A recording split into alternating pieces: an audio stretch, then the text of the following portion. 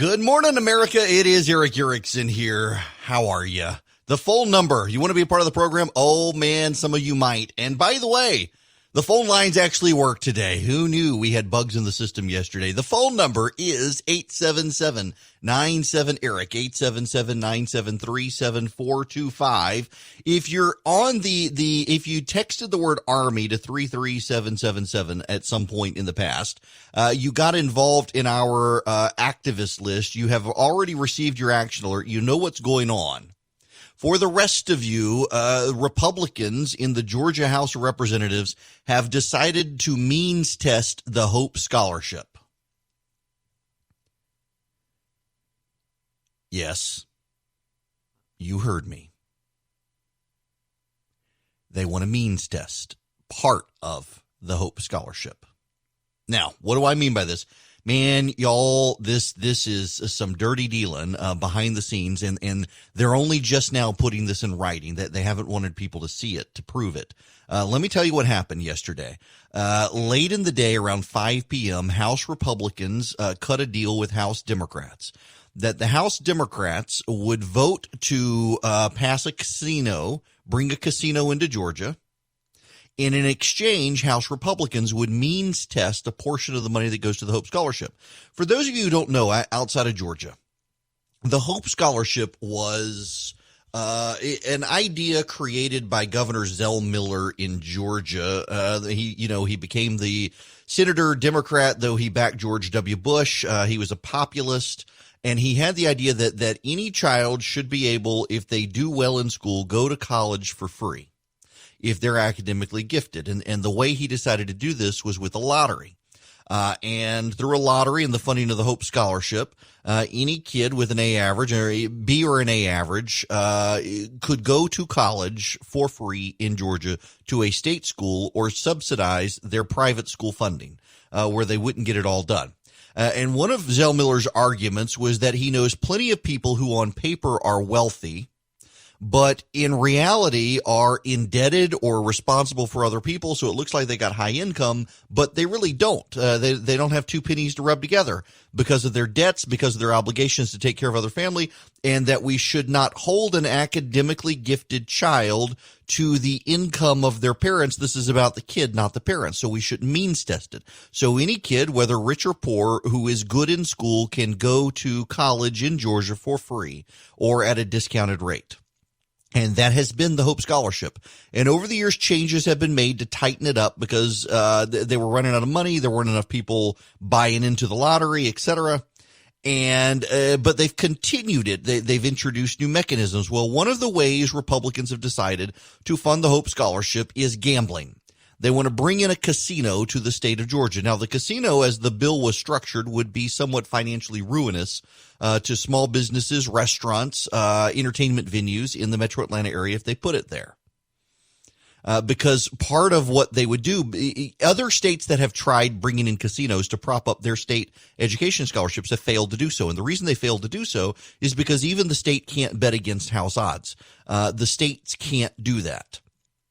Louisiana, Missouri, Illinois, Maryland, Massachusetts, a bunch of other states have brought in casinos to prop up their state education funding and have failed to get the funding for a variety of reasons. So what Georgia decided to do is if they bring in a casino, that about 40% of the money will have to come from entertainment revenue and food revenue, which will incentivize the casinos attracting talent that might go to a Georgia Theater or to a Fox Theater or to a Macon Auditorium and deprive those venues of star talent, getting them to the casino. So you're not really bringing in new revenue. You're just shifting revenue around, hurting these smaller entertainment venues in favor of the casino.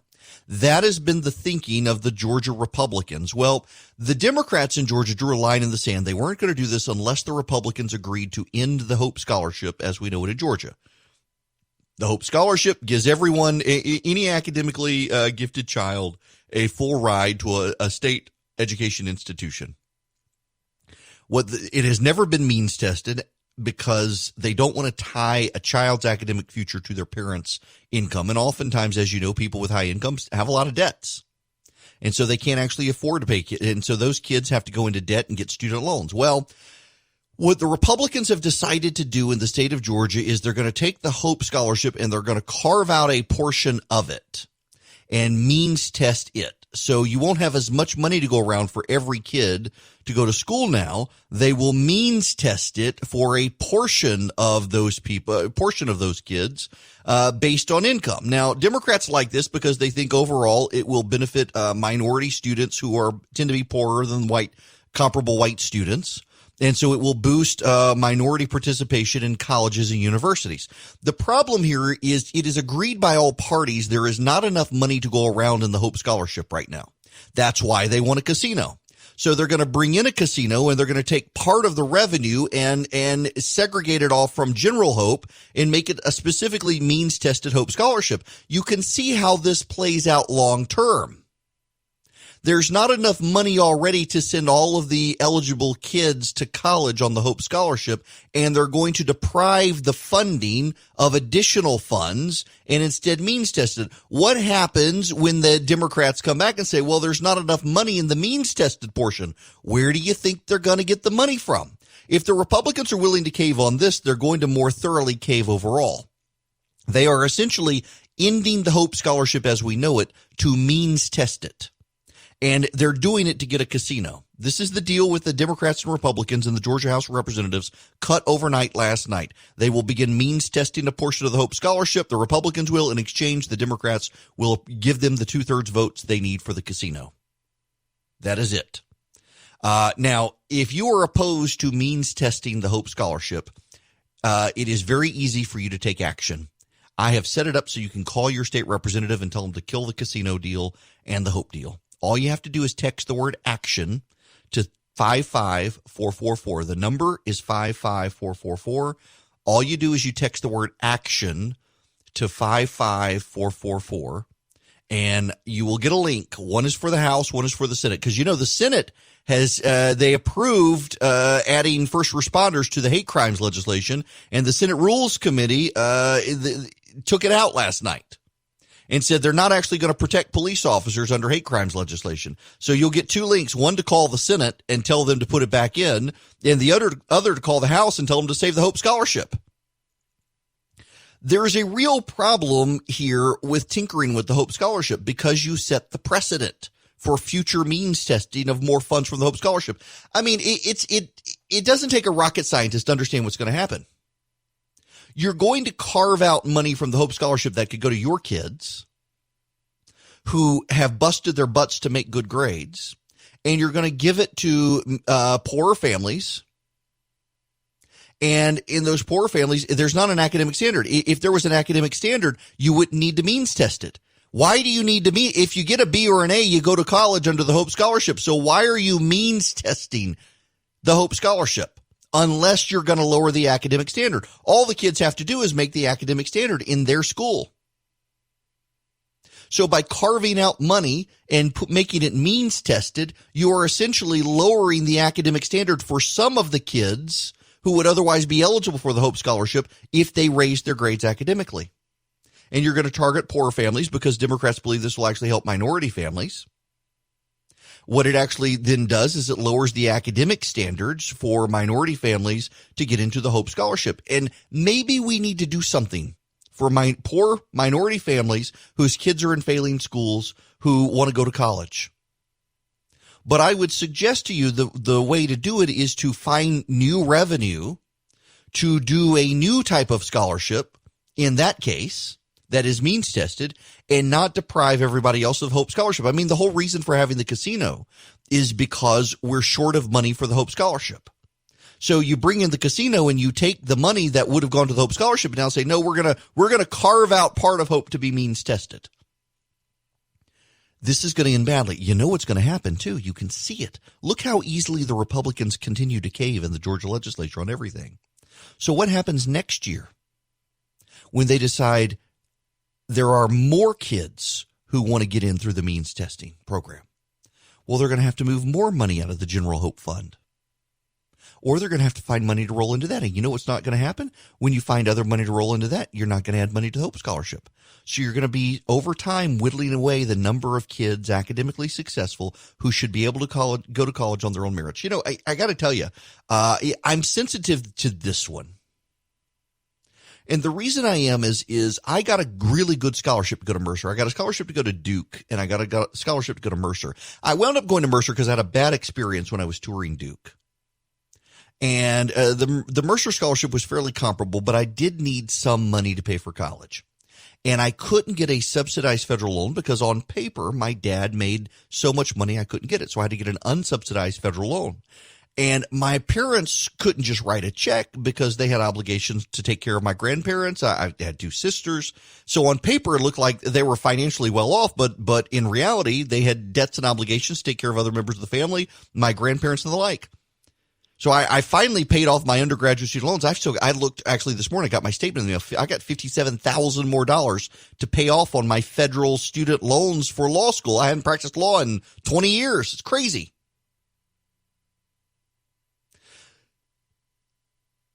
But when you do that to kids who are academically gifted, you settle. We're at a point in this country where people say student loans are bad. Too many kids are going to too many colleges, getting too many student loans. In Georgia, we have the Hope Scholarship, where it doesn't depend on the income of your parents. It depends on your academic success. And now we're telling the kids, no, actually, we're going to punish you because of your parents' income. We're going to saddle you with burdens we're not going to saddle other people with because of your parents. We're going to deprive, and this is the kicker.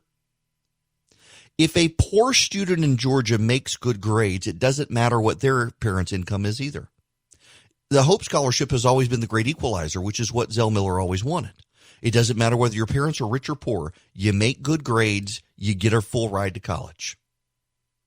And now the Georgia Republicans have decided to end that. The Georgia Republicans have decided to kill Hope, to defund Hope, to take money from Hope and set up this new program that will cause Hope to be underfunded.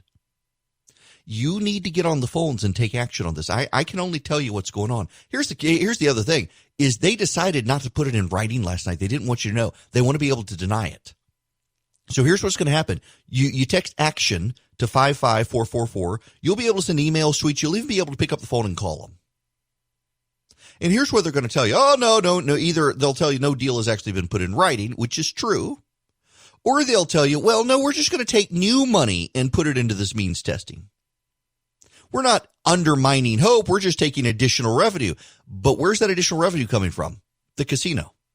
And why do they want a casino? Well, they wanted it to fund Hope. So they're taking the money that would otherwise go to Hope and they're spreading it now to something else. I know I was talking to Chris Burns yesterday from Dynamic Money. He sponsors the program. He's my financial advisor. Says they got a lot of parents who do their financial planning, and they always get to how are you going to pay for your kids' college? And they say, you know what? We've got the Hope Scholarship. We don't need to worry about it. Well, if the Republicans go down this road, suddenly a lot of people who haven't been setting money aside for their kids' academic career because the kids are eligible for Hope, they're going to have to go redo their financial planning and start saving some serious dollars. And this is on the Republicans in the House of Representatives in Georgia. It's not on the Democrats. It's the Republicans who have agreed to this. It is the Republicans who need to call them and take a stand against this. It is the Republicans in Georgia who are trying to kill the Hope Scholarship, all for a casino. You can serve God or money, and the Republicans in the House have decided to be absolute whores to money. Again, you can text the word action to 55444. Let me explain to you how this action system works. You get two links into, I maintain an activist portal. I pay for it out of my own pocket. In fact, you'll get if you use it, you will get an email, asking for if you want to subsidize the cost of it, because it really comes out of my pocket, not out of the show, but we don't have a budget in the show to pay for it. So I do it. But what it is, it's actually a very cool system I use. It's called Phone to Action, and you put in your name and your zip code. You text action to 55444 and you get a link. You click the link and it opens a website on your phone, your tablet, wherever. And you put in your name and your address, and it can figure out who your state senator, state representative, senator, congressman, whatever is. And I've got it set up. So like, for example, on the casinos, you click it, you put in your information, and it'll generate an email. You don't have to write it. I've already written it for you. A tweet. I've already written it for you. And we'll automatically send those out. If you have Twitter, if you don't have Twitter, you won't get the tweet button. But then there's a phone option. And if you do the phone option, you'll hear my voice say, I'm going to connect you to your state representative. Tell them to kill this casino deal. And it'll call their assistant. It's really cool tech. Also have it on the Senate side for hate crimes. You'll go through it and it'll email your state senator, say, make sure police are a protected class. And again, if you're just tuning in, the Senate, yesterday I told you the Senate Judiciary Committee added first responders as a protected class in the hate crimes legislation. Democrats complained about it so much. The Republicans took it out. Why are the Republicans coddling the Democrats on all of this stuff? Why are the Republicans behaving? What is the point of having a Republican majority if the Democrats get everything they want? I mean, at this point, the Republicans are just being bullied by the Democrats. They're curled up in the fetal position crying. There seems to be no leadership in the House or the Senate taking a Republican stand. It's just whatever the Democrats want, get it to them. Make them go away. And then you know what the Democrats will say in November? Look at all the stuff we've gotten. Look at all the stuff we've gotten from the Republicans. Imagine how much more we could get if you put us in charge. Really, really unbelievable that they would do this. But they are. And in November, do you really think suburban moms are going to applaud the Republicans gutting the Hope Scholarship for their kids? Because that's what they're doing. That's exactly what they're doing. You got to take a stand. You got to take a stand for what's right. It is wrong to gut the Hope Scholarship. It is wrong to means test the Hope Scholarship when it should be based on the academics of the kids involved, not their parents' income. Whether you're a poor kid or a rich kid, if you go to school and you make good grades, you should be able to go to college under the Hope Scholarship. The state under Zell Miller found a way to fund the Hope Scholarship, and now Republicans want to end it. You should take a stand on this. You should. Now, there's other news happening that we need to get to, including there are reports out of Washington after yesterday. I wrote in my newsletter the president needed to fire someone. Today, there are reports out that Brad Parscale, the president's campaign manager, is planning on resigning.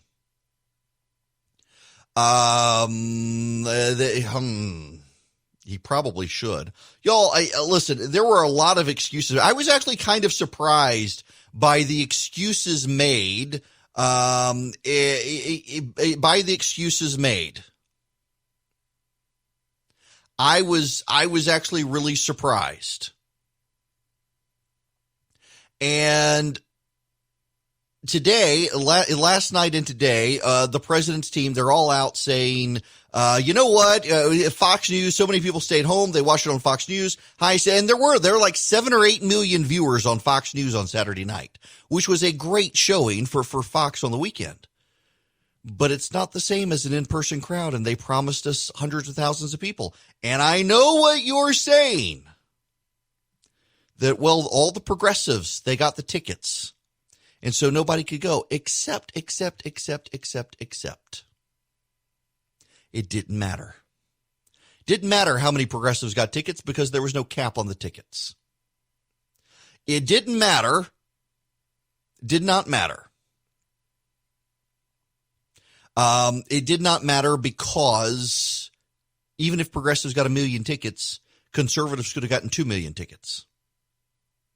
And the only way the media knew how many tickets were out there is because Brad Parscale and the campaign bragged about it. I mean, there is a legitimate argument that a lot of people didn't show up because they heard 1 million people got tickets. They didn't want to show up in the crowd. They decided they'd stay home. But they only knew 1 million people got tickets because the Trump campaign told them 1 million people got tickets. That's the only reason anyone knew. The media wouldn't have known. The media wouldn't have reported it unless the Trump team had bragged about it. And they chose to brag about it. And as a result, it kept people from going. then you can say, well, how could they know? I mean, they could have survived. 1 million people could have gotten them, and it turned out to be progressives who didn't show up. Well, they've told us all along, this is a Death Star campaign. This is the Death Star. Well, it barely was. It blew up. I mean, these are masters of data analytics. According to what they themselves have said, they're masters of data analytics, and they failed to analyze the data. I will get back to the recipes. I promise you can. But right now we need to focus on taking action. Action to 55444. Stand up to the Georgia legislature. Those of you who are on our Army of Activists list, you got the email this morning. Check your email. It should be there. Right now, I want to tell you about a new advertiser to the program that I'm such a fan of, True Precision. If you go to their website, which is true-precision.com, you can see what they do, which is really remarkable. Barrels and slides, grips for your guns, triggers. I've got a Glock 43. I'm friends with the Jimmy and Jason Allen, who run True Precision. They are genius gunsmiths. And they actually, you can go to my Instagram page, EW Erickson on Instagram, and see my Glock 43. They were concerned. I've got a Glock 19. I've got an HK. I've got a CZ. And I got a couple of Glocks, and they're all 9mm. My wife actually has a 45. I've got 9mm. But I don't have one that was small enough really to conveniently conceal carry. And they were concerned given some of the incidents that happened in my life. And so they made one and they sent it to me last year. And I got to pick the slide. I got to pick, it was awesome. And it is such a good looking gun. And it's small. It's great for concealed carry. It's got a camo pattern on it. That's got a better grip than the standard Glock grip. It's got a better trigger. The sights they've redone. It's good. And that's what they do. And if you order and use my first name, Eric, E-R-I-C-K, at checkout online on their website, true-precision.com, use Eric, E-R-I-C-K, as a checkout code, you get 10% off. And they specialize, they've got Glock, SIG, M&P, they've got thread protectors, they've got Glock slides for the 43. The 43X is what they actually sent me. The SIG P365 Axiom slide that they've got. You need to go check it out, because it's just awesome what they've done. Go check out the Glock 43 Axiom slide on their website, true-precision.com. It really is just awesome. I can't really use the awesome language that I would use to describe it, but I am a big fan of these guys and what they do. And you can get 10% off, but what you got to do is go to true-precision.com to check them out. That is their website, and you can upgrade your guns. I love having a gun advertiser on the program, and I love having them as a gun advertiser because I actually have one of their guns, and it is glorious. I love it. You can check out their coatings, their finishes. Man, they do all sorts of awesome stuff with their guns. And also their photographer, which is kind of cool, is the same photographer I use for my radio stuff, Caleb, who's an awesome photographer. You got to go check out their stuff. True-precision.com. Thanks to them for sponsoring the program. You got to go order from them so they get some return on advertising on the program. It's a great way to support me, is to support my awesome advertisers, all of them I know and like, especially these guys, and go to Instagram to EW Erickson and check out my gun, because man, it's an awesome gun. Okay. We got to move on to other stuff. I want to play you a clip from Tom Cotton. Witness the events of just this past weekend, where mobs tore down statues of George Washington and Ulysses S. Grant. When you tear down statues of Washington and Grant, it's not about the Civil War, it's because you hate America. And indeed, these rioters hate America. In Portland, where they tore down the statue of Washington, they also spray painted on him the date 1619, a reference to the New York Times' revisionist anti-American history project. Yeah, so yes, they're tearing down Grant, they're tearing down Washington, they want to tear down Teddy Roosevelt, and now they're tearing down Andrew Jackson in Lafayette Park. They weren't successful tearing down the statue. They tried to tear down the statue, and they couldn't get the statue torn down. The police stopped them. They are talking about the 1619 riots. By the way, the woman who came up with the 1619 project to revise American history to fit her sense of hating America, she's kind of proud that they're calling them the 1619 riots now. She completely revised American history. And, when we get closer to the 4th of July, I want to spend a little more time on this, of what exactly is going on here with this revisionism. But she revised it. She's quite happy with them calling them the 1619 riots. And now they're trying to tear down all sorts of monuments. Bill de Blasio, the mayor of New York now, is okay tearing down the Teddy Roosevelt statue. Have you ever stood and taken a look at the Theodore Roosevelt statue out in front on Central Park West there? And if so, what went through your mind, and how do you feel about its removal? Yeah, I have looked at it, Rich, and I think Roosevelt himself is another one of these complex figures in American history. He did some extraordinarily progressive things that we feel to this day, and he did some things that I think are deeply troubling. But I think there's a separate question between him, the person, and the actual statue. The statue has representations that clearly do not represent today's values. The statue clearly, presents a white man as superior to people of color. And that's just not acceptable in this day and age. And it never should have been acceptable. So I know the museum feels it's best to take it down. I support that decision. I think, they felt that's what was right for them as a museum. And I understand why they're doing it, and I respect it. Listen, there are a couple of points here. One is it is a decision of the museum and not the mob.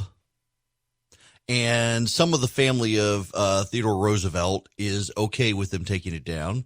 But two, to use current standards, to look backwards in history and say, well, not a nice guy, let's tear his statue down, and ignore the reasons for the statues to begin with.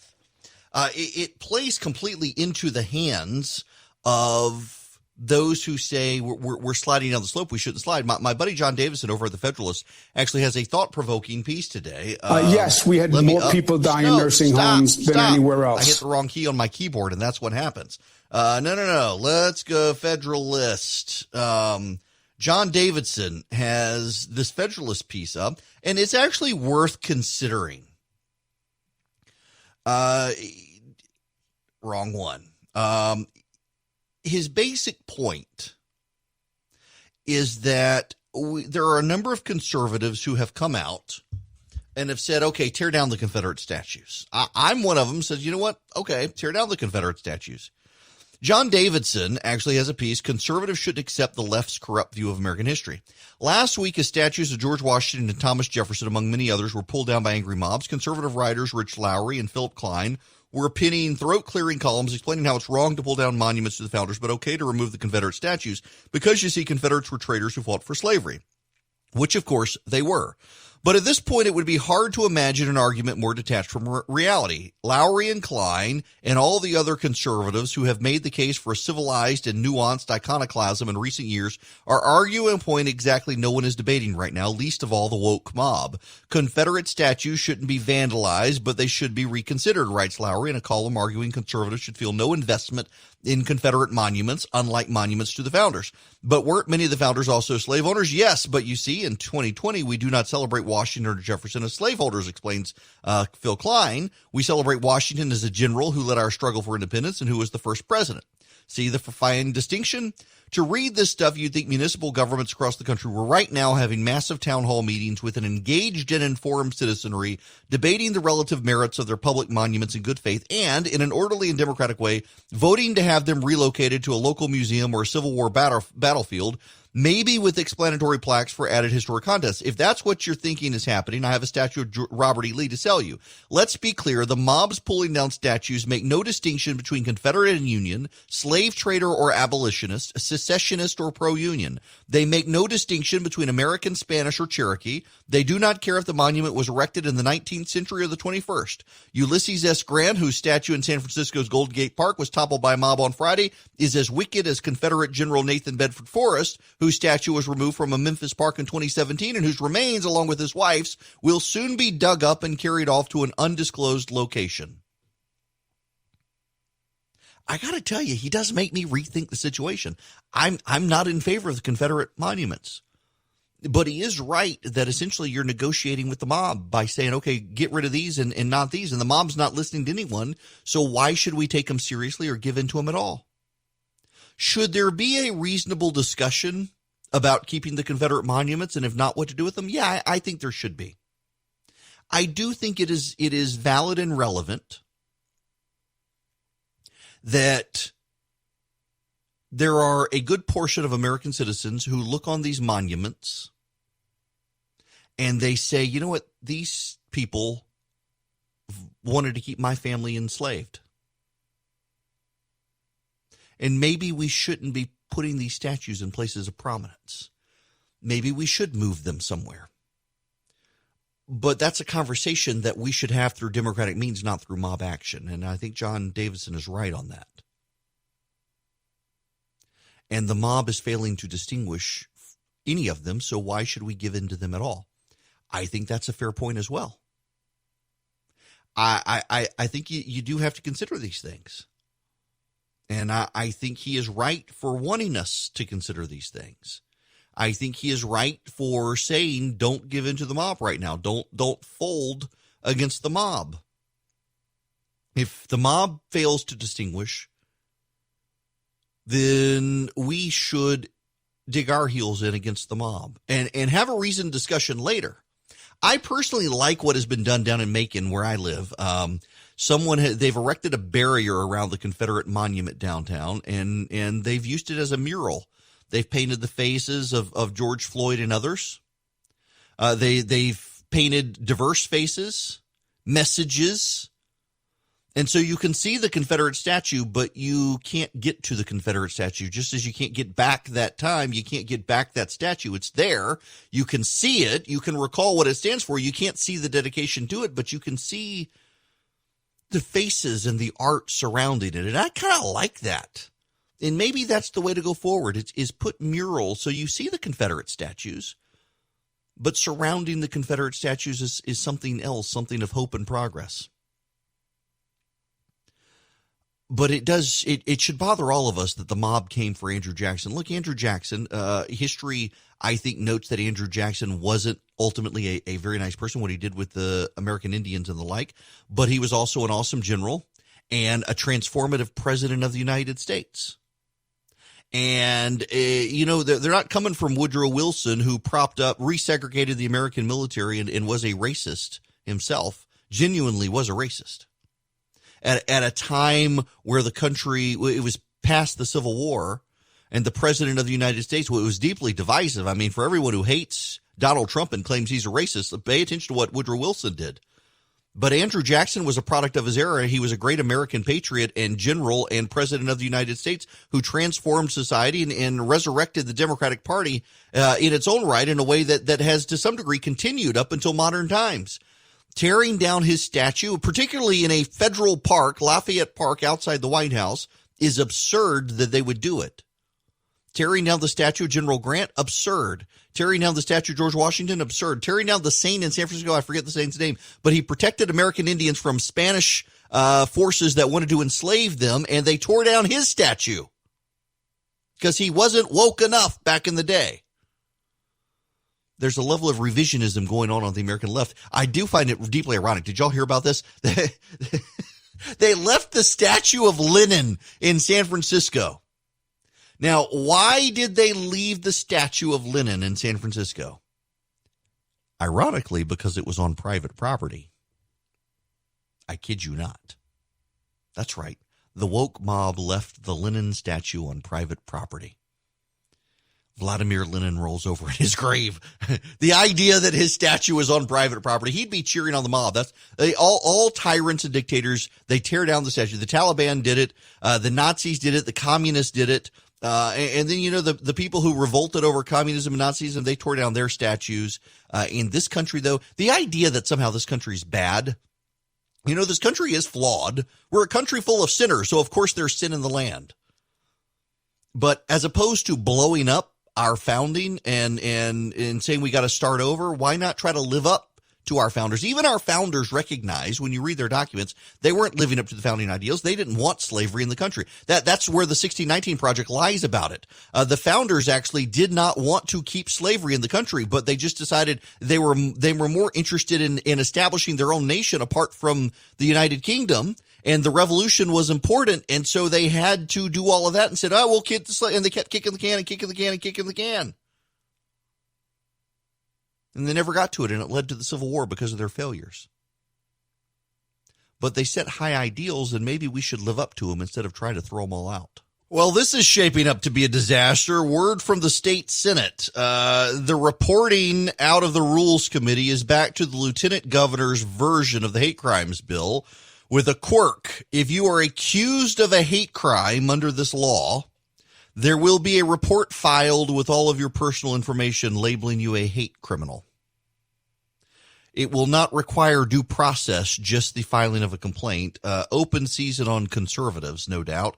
The left will file complaints against you for hate crimes, and the police under this legislation will be obligated to report you as a hate criminal, even though you've never been convicted of a crime. They'll be obligated to file a report with your personal information. Man, the GOP is just screwing this up. So I will have to take some time out here shortly for an action alert on this. Make sure you text the word action to 55444. At least put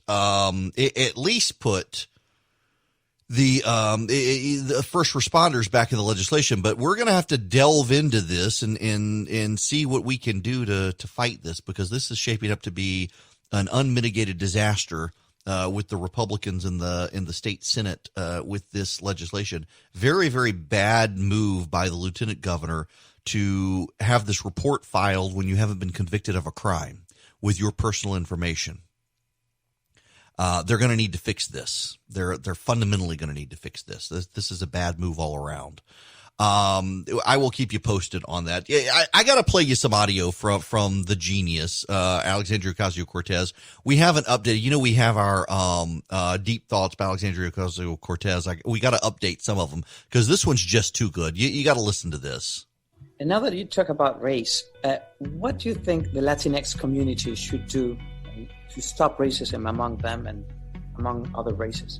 Yeah, well, the first thing that's so important is for us to talk about racism within our community and how we are both impacted by racism in the United States and across the world, but also how it exists within our own communities. And, a lot of times I'll hear people say, okay, this is about Black Lives Matter. What about Latinos? And I always say Latinos are Black.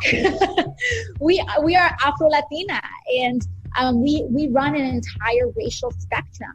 And so we have to have conversations around colorism, and we have to have conversations about the African and indigenous roots from which we come and how that's reflected in systems of power, wealth inequality, and frankly, our political system. So, by the way, first of all, only highly educated white people use the term Latinx. There was actually some polling done in the Hispanic community. The majority of people in the Hispanic community use the phrase Hispanic, not Latino. But only about 2% of people who identify as part of the Latino or Hispanic community use Latinx. The transgender, the non-gendered version for Latino, Latina, Latinx. White liberals like Elizabeth Warren use it, and good progressives, Hispanic progressives like Alexandria Ocasio-Cortez use it. Her interviewer, some white liberal, Latinx, concerned about Latino. Nobody in the Latino community uses the phrase. But it makes good white liberals in their woke religion feel good, which is ridiculous. But the idea that if you're Hispanic or Latino, you're Black. Now, I remember when Trayvon Martin was killed, there was a rush to identify George Zimmerman as a white guy, as a white Hispanic. I didn't know there was such a thing as a white Hispanic, but apparently there is. You're either a white Hispanic or you're a Black Hispanic. And now, according to Alexandria Ocasio-Cortez, if you're Latino, you're Black. Did you know? Did you know if you were Latino, you were actually black? This is new to me. I bet it's new to the rest of you as well. Great googly moogly. Bizarre. More on all this nonsense when we come back. Right now, I want to tell you, time is running out to get into the payroll protection program. If you need into the payroll protection program, you need to go to FirstLibertyGA.com. First Liberty Building and Loan, they're in Noonan, the Frost family. They've been helping small and mid-sized businesses since 1993 become large businesses, getting them access to capital. If you are a business that needs access to capital, they can they're at the multi-million-dollar level of doing deals and loans for businesses. So if you need them, go to them. If you need a loan for your business, go to First Liberty Building and Loan. But more particularly, if you need into the payroll protection program, go to FirstLibertyGA.com. You can apply on their website, get your payroll together. Remember, time is running out. They stop taking applications at the end of the month. And so you need to get into the program right now if you want into the program at all. So get your application in. They're great people. I know the Frost family. They're happy to help. I heard from lots of you that they were able to get you into the program. They can't guarantee you access to the program, but they want to help you get into the program. Again, their website is FirstLibertyGA.com. You can see the Apply Now button at the top of their website. It takes a little time to get you into the program, so you better get going because time is running out to even get your application in. In February, when COVID-19 was a distant concept to most Americans, gold was in the $1,500 range. The Dow was over $29,000. Today, as the virus tears apart the economy, gold's over $1,700, and the Dow is around $24,000 to $26,000. Wobbling in between, major market disruptions favor gold. Instability, uncertainty, impending inflation, they all favor gold. If you've not diversified some of your savings into gold, there's no better time than today. Protect your savings from further setbacks in the stock market. Gold, it's a safe haven. The company I trust with precious metal purchases is Birch Gold Group. And right now, thanks to a little-known IRS tax law, you can even move your IRA or your eligible 401k into an IRA backed by physical gold and silver. It's perfect for those who want to protect their hard-earned retirement savings from any more downturns in the stock market. Look back historically, when the bottom falls out of everything else, gold tends to be a safeguard savings.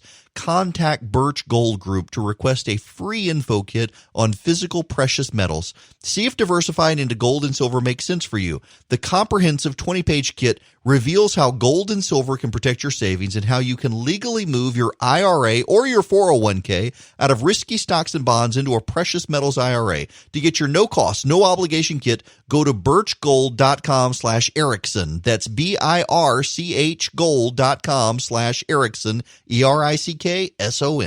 Hello and welcome. It is Eric Erickson here. The phone number. You want to join me today on the phone? You can. I'll allow it. The phone number is 877-97-ERIC. 877-973-7425. This hour of the program is brought to you by a delicious sponsor, Mrs. Griffin's barbecue sauce. It's tasty barbecue sauce. Genuinely tasty barbecue sauce. You know, so a buddy of mine, just as a random aside, I helped get him a job in Washington. He's from Kansas City, and he sent me a giant box of barbecue sauces from Kansas City. And there were vinegar ones and mustard ones and really sweet ones and really hot ones. And Mrs. Griffin's is still hands down better than all of them. If you haven't tried it, it's locally made, locally produced here in Middle Georgia. You can get it all over Georgia. Go to mrsgriffins.com as well. You can order from them and get a great deal. But man, it's good barbecue sauce. Check it out. There's a big stack of it over at my Publix, and the Mrs. Griffin's people, they go stock it up themselves. So, go for it. Check them out. And thank you to them for their sponsorship. Just delicious stuff. Now, I need to bring you up to speed. Senate Republicans here in Georgia, and my apologies to so many of you who are listening outside of Georgia, but even you here need to, even here, we need to consider what's going on in the state of Georgia. Because what is happening here with Republicans is something that will happen across the nation as Republicans get scared. And let me explain to you first. Let me set up to you what's going on here. What's going on here is Republicans don't want to admit to you that they are afraid they are getting wiped out in November. I was having this conversation with a Republican consultant. So Republican consultant friend of mine was venting that because so many people, myself included, got 2016 wrong, that a lot of the president's core supporters don't want to listen to them about 2020. And the data is fundamentally different in 2020. For example, in 2016, you were talking about a 4-point margin in the polls, which is enough with the Electoral College to overcome it. Now you're talking about a 12 to 15-point margin between Joe Biden and Donald Trump, which is a problem. But on top of that, in 2016, you still had high favorability for Republicans in state polling. And in 2020, that has shifted pretty dramatically. Republicans tied to the president are viewed as not good people by the public. They may not like the Democrats, but they genuinely hate the president. And Republican consultants are starting to get freaked out by this because they're seeing it in their fundraising. For example, right now, don't believe the polling, believe the money. The Democrats have raised more money from small donors than the Republicans for Congress, for the House. They've raised more money from small donors for the Senate. They've raised more money from small donors for governor's mansions. They've raised more money from small donors for state legislative races, and they've raised more money from small donors for the presidency. People are voting with their money, with their pocketbook, and they're funding the Democrats right now. And it's got Republican consultants freaked out. Now, there's still time to change. But this is why the Republicans in Georgia are panicked. They are doing multiple contradictory things without a strategy. The Democrats have them on the run, and they're about to sell out their base, which is going to have long-term, far-reaching, caustic consequences for Republicans in the state of Georgia. Let me explain.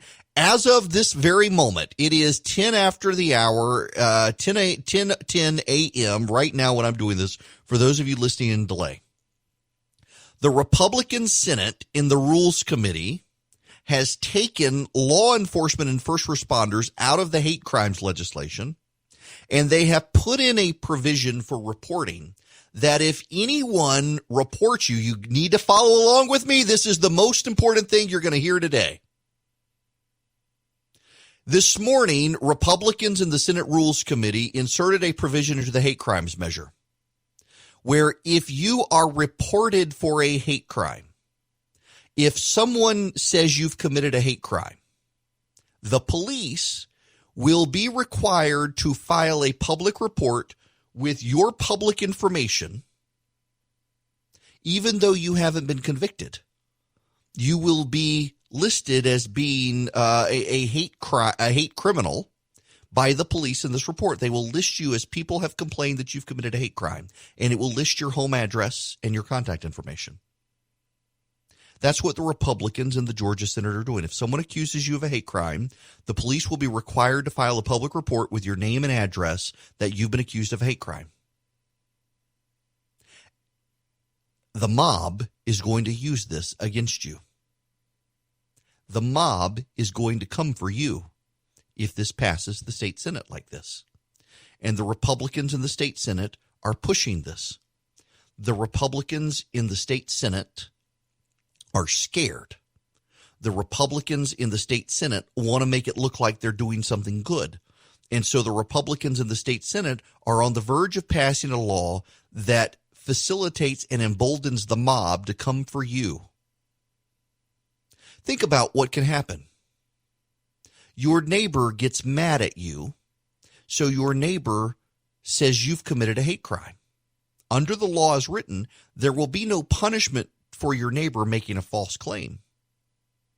But the police will have to write a report that lists you and your personal information saying you've been accused of a hate crime by someone. That's what will happen with the state Senate's legislation.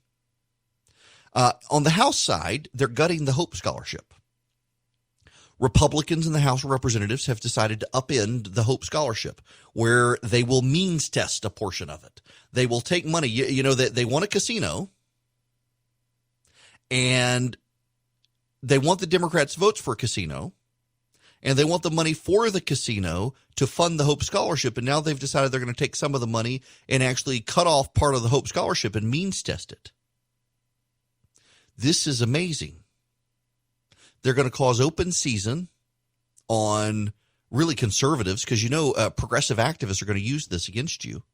They're going to use it against me for sure.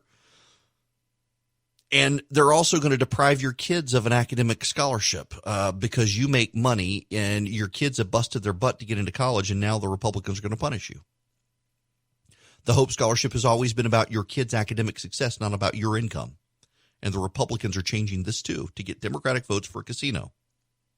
Now, if you want to take a stand, text the word action to 55444. And you'll get 2 links back. I'll text you back right away 2 links, one for the House, one for the Senate, to tell them to kill the casino measure. And I got to update the hate crimes one, but they've taken police protection out of it as well. They put it in and now they've taken it back out. But you'll be able to, there's a little phone button on the Senate one. You follow the Senate one, there's a little phone button. You can call them, tell them to kill this hate crimes nonsense. Just tell them to kill it. It's not good what they've done, and it needs to be stopped. You need to take action now to kill the hate crimes legislation. This is outrageous. It will be open season on conservatives. Just think about those of you who live in Athens. You're listening right now in Athens on my flagship station, and you're surrounded in a progressive enclave. And let's say some of you have the old Georgia flag sticker on your car, the one with the Confederate battle flag. One of those good leftists from the University of Georgia decides that's a hate crime, and they call the police that you've committed a hate crime. It's going to go in the permanent public record that someone is accusing you of a hate crime. Will it impact your job? Will you lose your job? You could. It's going to be a public record. By God, why, Bob, why are you hiring this guy? The police issue a report that he was accused of a hate crime at a Confederate battle flag, even though it was the Georgia flag. I mean, that's the practical result of what the left is doing now. And then think about the opportunities to be doxxed or swatted. I was swatted several years ago. My sister and her husband were at our house for Memorial Day. Gosh, I was at CNN at the time. This is 2012 probably. 2011, 2012, I was writing about a guy who, ironically, when you tended to write about him, you tended to get swatted. And I wrote about him and I got swatted. Now, what is swatting? Well, a police officer pulled into my driveway with his hand on his gun. Another police officer blocked the driveway with his hand on his gun, and the SWAT team was in the woods behind my house because someone called 911 claiming to be me, that I had murdered my wife and I was going to go across the street and shoot up the neighbors because their music was too loud. So they surrounded my house. In North Georgia, this happened to a guy. He got killed by the police. I've got a buddy of mine who lives out in Los Angeles, and he, at 1 o'clock in the morning, had helicopters fly over his house. His front door was kicked in, and his family was dragged out of the house at gunpoint because the same person called 911 on him, routed it through the internet, masked the phone number, so it looked like it was him, and it crazy. He got pulled out of his house at gunpoint by the police because of this 911 phone call claiming that he was murdering his family. Thankfully, I saw the police pull in the driveway, and I knew what was probably happening. And so I walked out of my house, and the police officer looked at me. He said, "Aren't you on CNN?" And I fell out laughing and said, "Yeah, I bet someone called 911 and said I'd killed my wife." And he said, "Yeah, is your wife here?" And she came outside and saw the police. And everything was calm. They instantly, both police officers instantly relaxed. I had no idea until I talked to a DA afterwards that the SWAT team was behind my house in the woods, which was kind of funny because my brother-in-law, you can hear the road noise from our house. And my brother-in-law had remarked, he said, "Man, it's gotten really quiet." And it sure had gotten quiet. It's like there must have been a wreck. Traffic was blocked. No, the police had blocked it off just in case I really was a madman gunning down people. This happened to me. And now, thanks to the geniuses in the Georgia Senate and the good intentions, frankly, of the lieutenant governor, who actually wanted to do something substantive, and I think they poorly wrote this provision, you're going to have progressives filing reports on conservatives that offend them, and those conservatives will be in a permanent public file that they've been accused of a hate crime. It is Republican leaders in Atlanta who are scared. They are scared of losing power, and they're trying to make deals with the devil to not lose power. You know what's going to happen? Not only are they going to burn the bridge not only are they going to burn bridges, they're going to lose power. They're going to burn bridges with their base, and they're going to lose power because they're not willing to stand up to the woke mob, and they're willing to let the left tar and feather their base. It's not going to end well for them. They want to get rid of the Hope Scholarship, y'all. The Republicans in the Georgia House of Representatives want a casino so bad they want to end the Hope Scholarship as you and I know it. They want to means test the Hope Scholarship. That upends the vision of Zell Miller, and it upends the dreams of so many kids to go to college who didn't have to worry about their parents. As long as they were academically successful, they could go to college, and they're not going to be able to because of Republicans in the state legislature. What is the point of a Republican majority if the Democrats get their way on everything? You can't even get religious liberty legislation. The Republicans in Atlanta are scared. They're scared about a budgetary shortfall, and they're scared about a Democratic wave, and they're acting out without a plan, with gutless leadership in the state legislature, corrupt leadership in the state house. And, meanwhile, the governor's distracted fighting a virus. You can't blame him. He actually came out and said they can take some money out of savings to forestall some of the budgetary effects, and everything will be okay. And the state legislature hadn't even heard him yet do this. This is insane.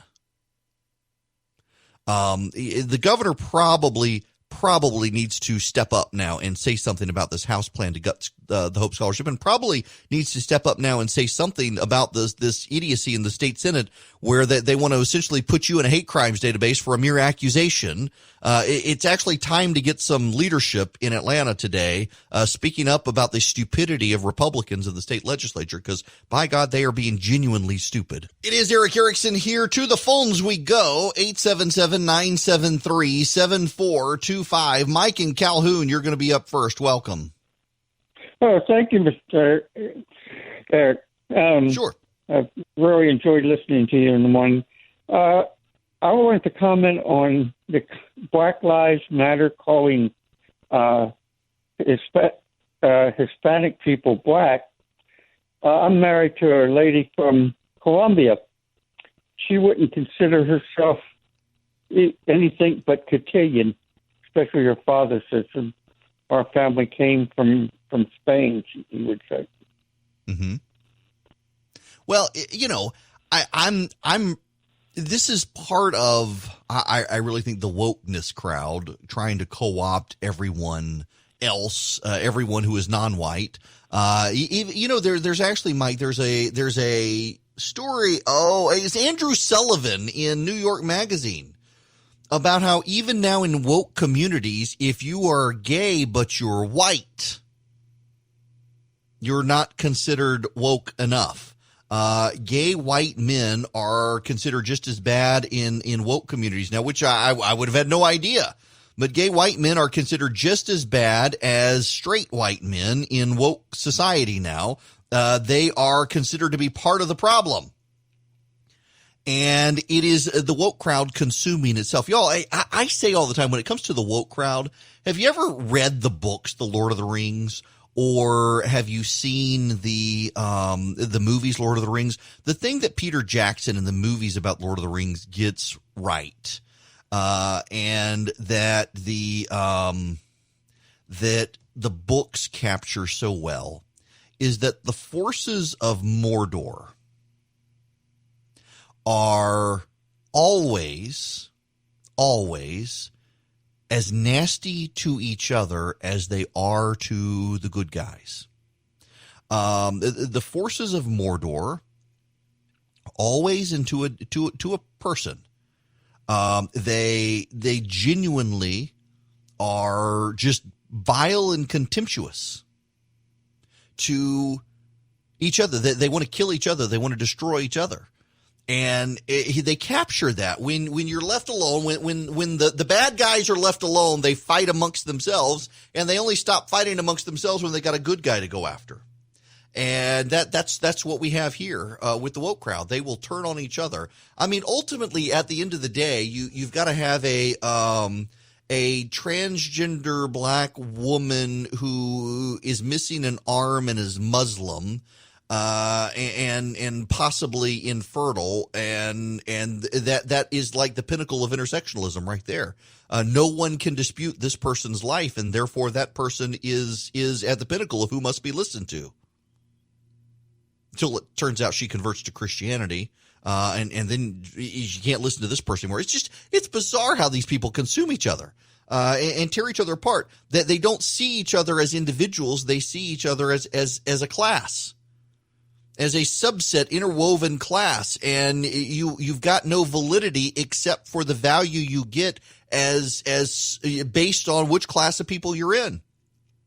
You know, this goes back to the story I talked about yesterday, by the way, of the parents who they're white, well-to-do, sent their kids to a charter school. Their kids' best friends are black and Hispanic, and their kids are really upset going to college that college is really interested in their preference for race for their roommate. And the kids have lived a colorblind life. They don't care that their friends are black or Hispanic. And the white woke people, you have to care because they care. You have to care.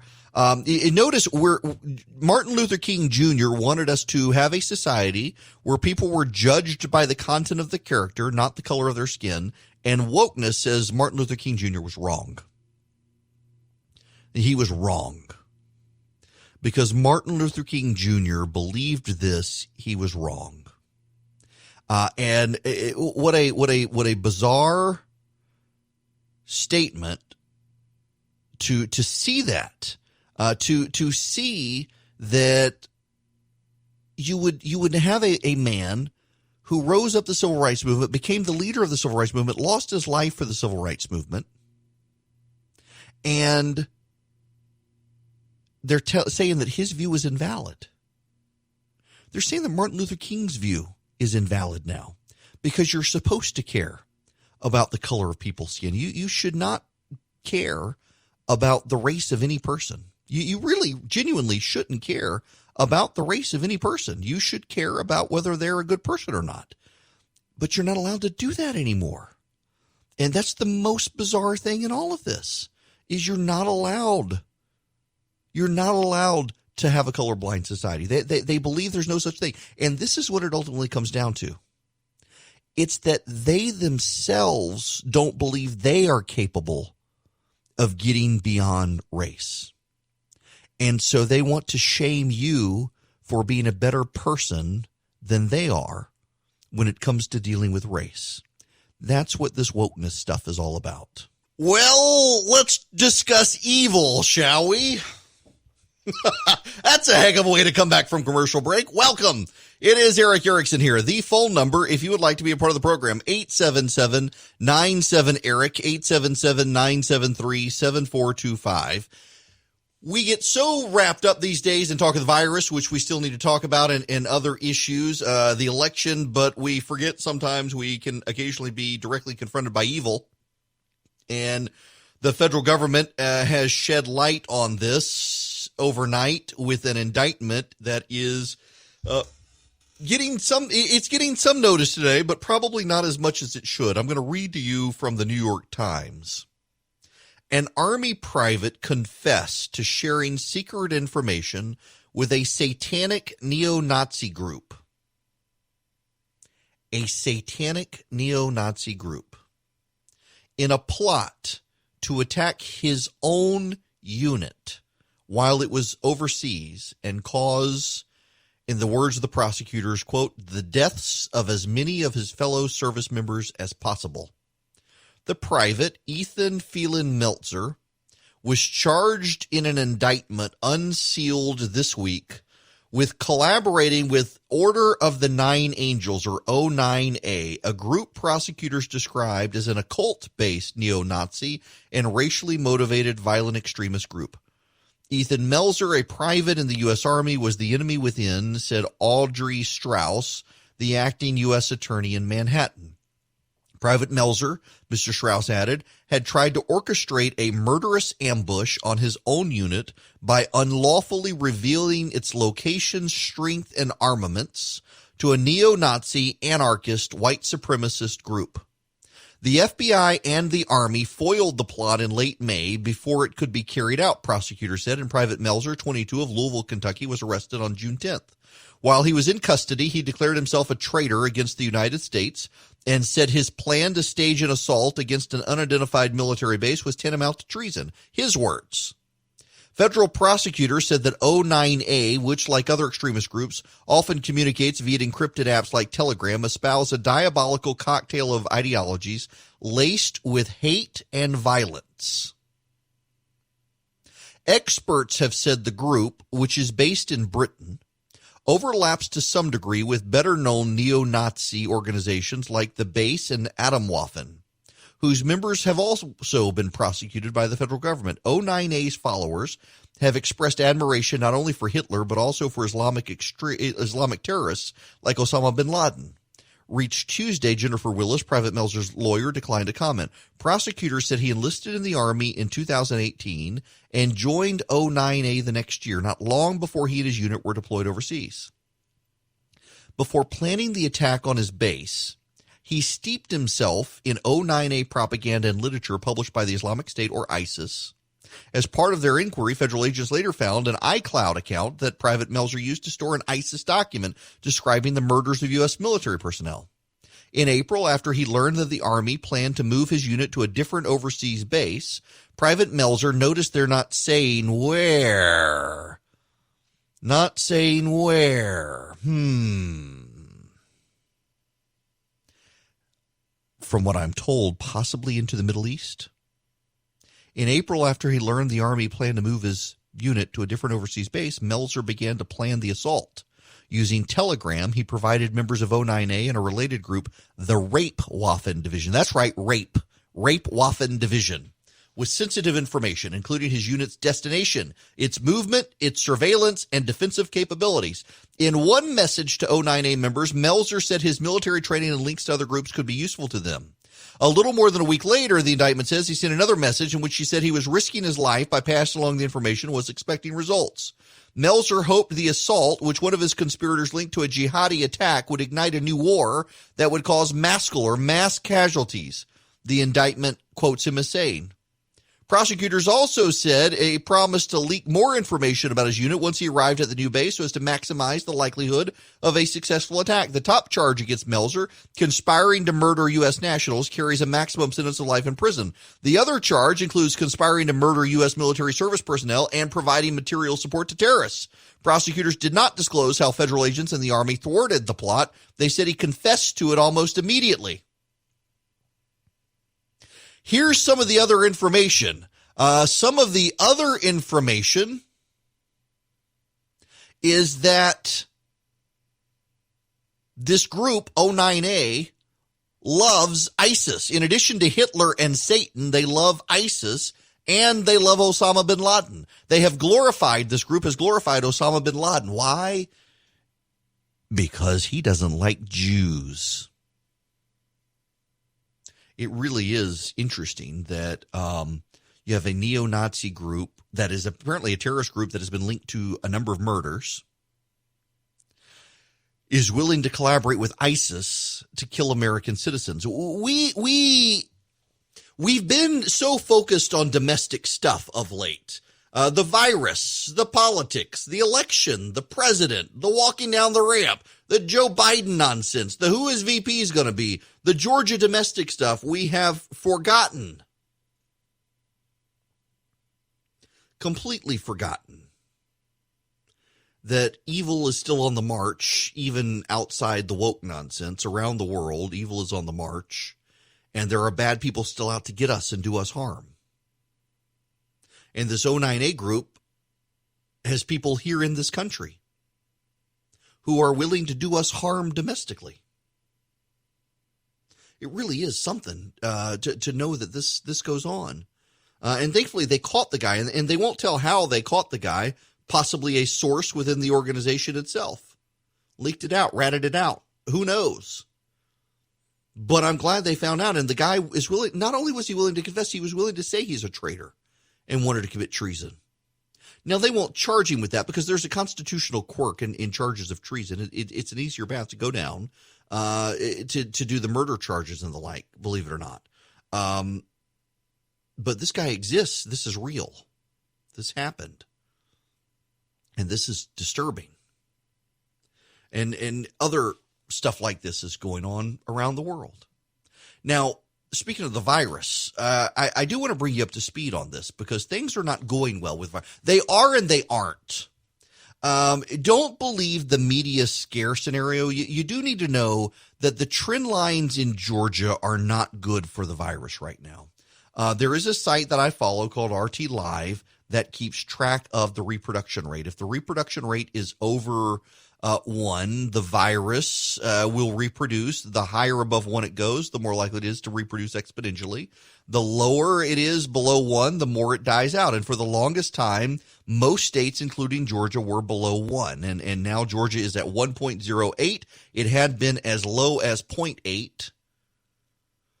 It doesn't appear, although there are some people, like in South Carolina, for example, some of the protesters got the virus. By and large, it is warm weather states where people have gone indoors and they're spreading the virus indoors in clusters. They're not socially distancing. They're not wearing masks. And that is problematic. But we need to keep an eye on Georgia. Georgia's all-time confirmed case high, the preliminary number is 1,357 cases. It was June 15th. Now, I've had to explain this to some people. The media continues to do these breathless reports on how Georgia had 1,800 cases the other day. It's not really the case. What actually happens is you have a bunch of cases that come in, testing ramps up, you got a bunch of cases that come in, and what happens is they do all the tests, they release them on one day, and so that day there may be 1,800 people whose tests are released, but they didn't all take them on that day. They were spread out, and so what Georgia has to do is go back and reassign them to the right date. And this causes media confusion in that the media reports how many cases came out that day based on tests. And Georgia's like, wait, not so fast. We had tests from 2 weeks ago that were in there that were hung up in the system. And so they got to spread them out. So the high was actually June 15th, 1,357. I keep my eye on that number, 1,357, because it'll probably go down a little bit, but it's still the highest. I mean, originally, if you'll recall, the highest day had been in April, 957 cases on April 20th. And then we got to June 1st, which was 1,003 cases. And then we got to June 8th, 1,062 cases. And now June 15th, 1,357 cases. The numbers are going back up, and that's not good. It is not good. But what is happening now is that of the people who are getting cases, the average or the median age has gone down pretty dramatically.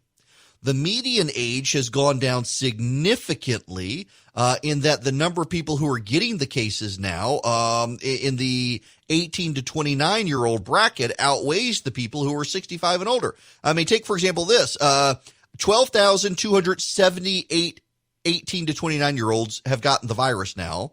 Only 10,957 people, 50 to 59, have gotten it. And then only 8,096 people, 60 to 69, have gotten it. And as the numbers have gone up in the number of people who are infected, the hospitalization rate and the death rate have gone down. And the reason the hospitalization rate and the death rate have gone down is because it's younger people getting the virus now. And younger people who get the virus are less likely now to be hospitalized. They're less likely to die. I mean, the total number of people 18 to 29 who have died of the virus is 11. Compare that to 80 and up is 1,000. Only 4,382 of them have gotten the virus in Georgia, but 1,066 have died. 12,278 18 to 29-year-olds have gotten it, and only 11 of them have died. In the 40-year-old bracket up, that's where I've been, 10,929 confirmed cases between the ages of 40 and 49, and only 100 deaths. In the 30 to 39-year-old, 10,633 cases and only 45 deaths. The older you are, the more likely you are to die of it. There's been one death of someone between the ages of 10 and 17, but at 2,052 cases. Of kids aged 5 to 9, 671 of them have got the virus. None of them died. And there have been now confirmed 491 cases among kids age 1 to 4, and none of them have died. The virus, though, continues to spread in the state. You know, we're going to Hilton Head for the 4th of July. And the virus is running rampant in South Carolina right now. But I read a report yesterday that it's the Greenville-Spartanburg area of South Carolina that's having the problem. It's not the coast. It's the mountain area of South Carolina that's causing the problem, that they reopened and they didn't impose masks on anyone, and they didn't impose social distancing on anyone, and the viruses have skyrocketed in northern South Carolina, in the Greenville-Spartanburg area. And we're headed to the coast, and we're just planning on staying at the house and hanging out. I'll go to the grocery store, but otherwise we're going to stay at the house. We're not going to go out. If we go to restaurants, we'll eat outside. We still do not have very much data showing the virus spreading outdoors. By and large, the virus is spreading. It is spreading inside where people are tightly clustered together. More and more people are being responsible, though. The New York Times has a story yesterday that 60% of Americans are regularly wearing masks in public. You know, in Taiwan and Slovenia, what is it? I always get them confused. Slovenia, not Slovakia, Slovenia. Slovenia, Taiwan, and South Korea and Singapore now. Mask wearing in public is mandatory. Got over a 90% compliance rate, and the virus has largely gone away. It is in countries where people refuse to wear masks that the virus is exploding. Here, Texas is a hotbed. And in Texas, you have this big fight over wearing masks. And bizarrely, Governor Abbott has said he is not going to make people wear masks, but he is going to allow local governments demand that businesses make you wear masks. So in Texas, the government cannot compel you to wear a mask, but they can compel businesses to compel you to wear masks when you go in their business, which seems somewhat nonsensical, but I mean, Texas is Texas. But the cases are surging in Texas. Texas and Arizona and Florida are the big three problematic states when it comes to the virus right now, and California is rapidly approaching that as well. But even in California, they're saying, look, don't freak out about this. We know where the cases are spiking. We know where it's spiking. We know who's getting it. We know how to contain it, and hospitals aren't being overwhelmed. That's actually the good news here in Georgia. In Georgia, you look at the virus, and they're not actually overwhelming hospitals. In Georgia, we got plenty of hospital space. We've got plenty of ICU space. We have plenty of ventilators. We're not anywhere near the crisis that we were earlier. The whole point of flattening the curve was to let our hospitals get up to speed. We've let our hospitals get up to speed. They've gotten up to speed, and now we're doing the right thing. Now, if people would just wear masks, and I do have to say, I went into Publix yesterday, and overwhelmingly, people are back to wearing masks again in public, and that's a good thing as the virus goes up.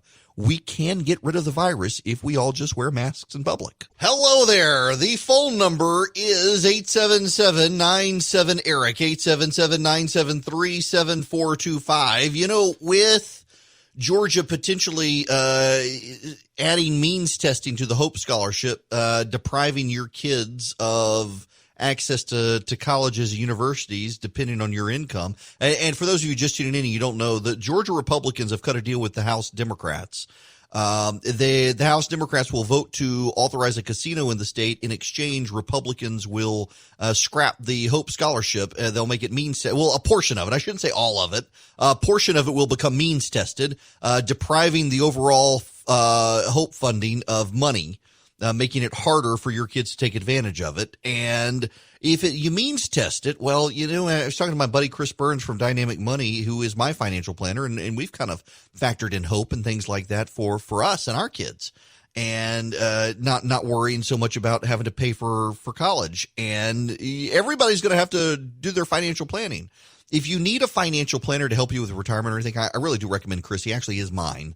And go to dynamicmoney.com. I use Chris Burns. They're located in Atlanta, but they can Skype, they can Zoom, they can FaceTime, they can work with you over the internet. In some cases, they will come to you. You can go to them and actually do some comprehensive financial planning. He's not a stockbroker. He's a financial planner. They sit down and they take a whole financial health approach of your mortgage, and do you need to refinance, and are you doing okay on your life insurance, and are you getting your homeowner's insurance? Are you paying too much? Can they get you a better deal? How can they save you money? How can you pack away for an emergency fund and everything else?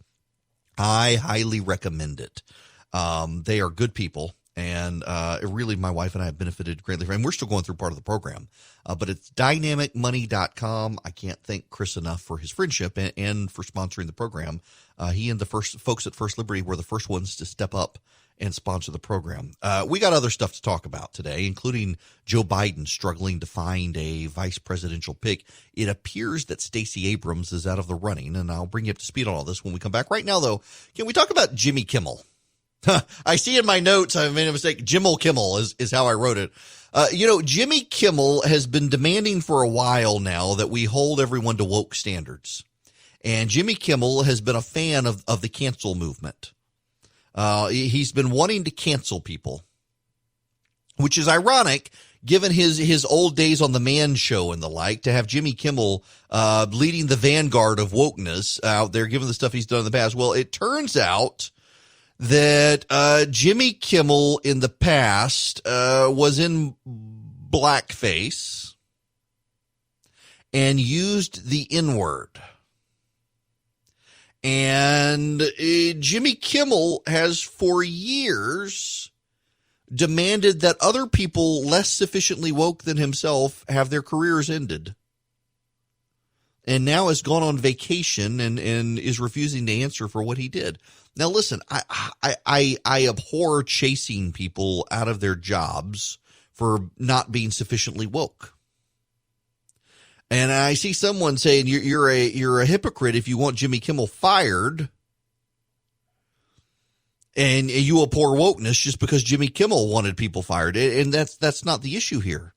The issue is that Jimmy Kimmel is a hypocrite. Jimmy Kimmel is the one who wanted to hold other people to the standard and now doesn't want to hold himself to the standard. I couldn't care less about the standard, but if you're going to set a standard for other people, you should at least set the standard for yourself.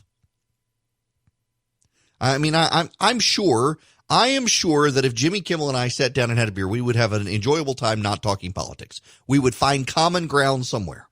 But I just think if you're going to try to chase people out of Hollywood and chase people out of their jobs for not being woke enough, then maybe you need to live up to the standard you set for other people.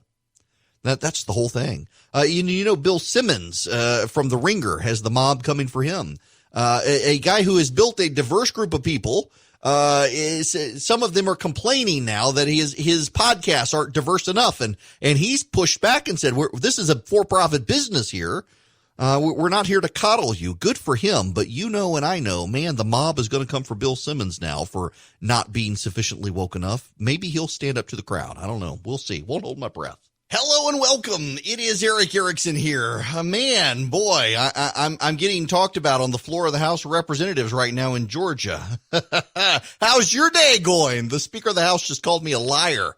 The phone number here, if you want to be a part of the program, 877-97-ERIC, 877-973-7425. Boy, these guys, apparently I'm a liberal talk show host. I'm the liberal, and yet they're the ones passing the Democrats' hate crimes legislation.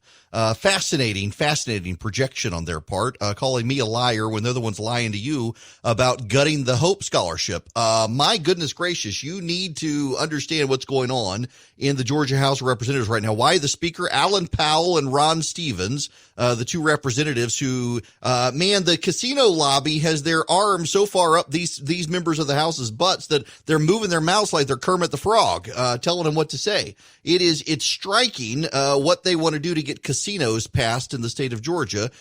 They're scrapping the Hope Scholarship. The state House Republicans want to end the Hope Scholarship as you know it. I need to explain this to you because they clearly have no interest in telling you the truth. And they're calling me a liar for telling you what's going on. What's going on is the House Republicans have cut a deal with the House Democrats to pass the casino legislation in the state of Georgia, and in exchange, they're going to means test the Hope Scholarship, a portion of it, not all of it. Now, you need to follow the logic here of why they say I'm a liar, because I'm telling you they're going to gut part of the Hope Scholarship and means test. They're going to take money out of the Hope Scholarship and then means test a portion of it. Now, why follow the law? They say, no, we're going to fund the Hope Scholarship and we're going to do something new and means test it. But follow along the logic.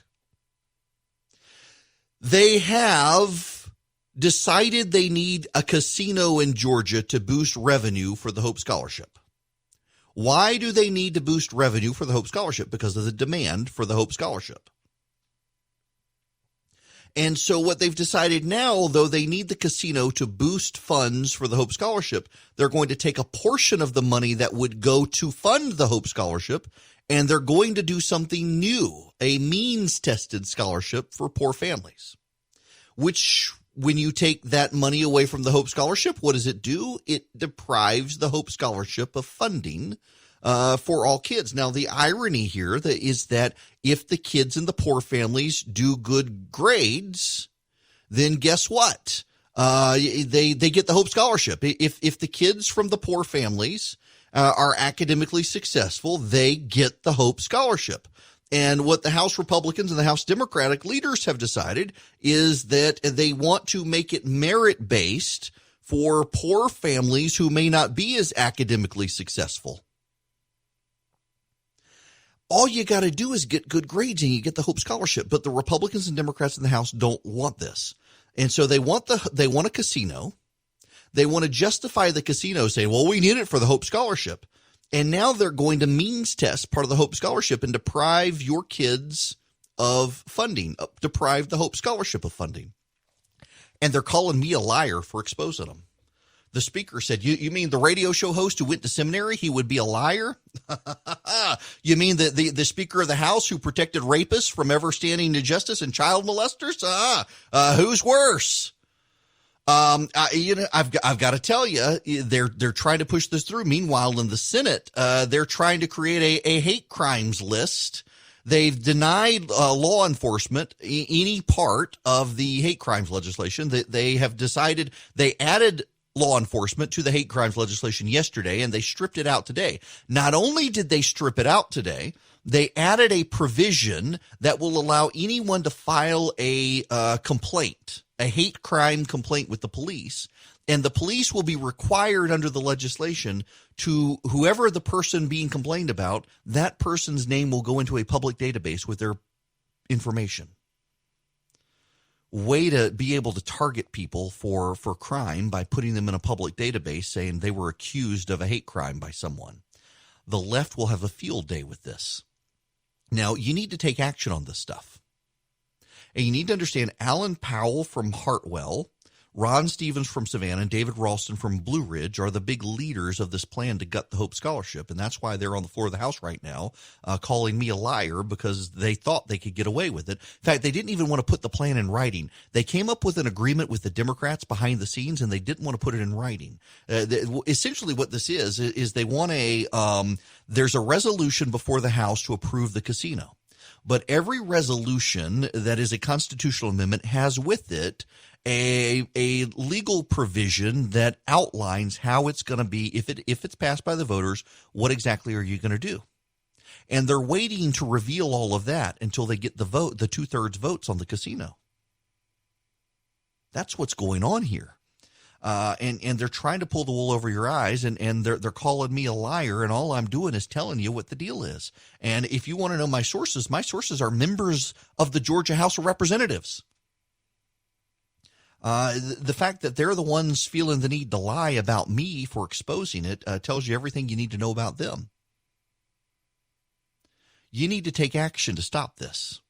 What you do is text the word action to 55444. Text the word action to 55444, and you'll get back 2 links. One to your House of Representatives telling them to kill the casino deal, and another to the Senate to tell them to kill the hate crimes legislation. You do not want a database, a public database. I mean, think about think about the progressive in your life who doesn't like you. They'll say you committed a hate crime, and you'll get put in a public database. It's funny. And it's ridiculous at the same time that they're doing it, and it's unfortunate, but there you have it. They're really out to kill the Hope Scholarship, y'all.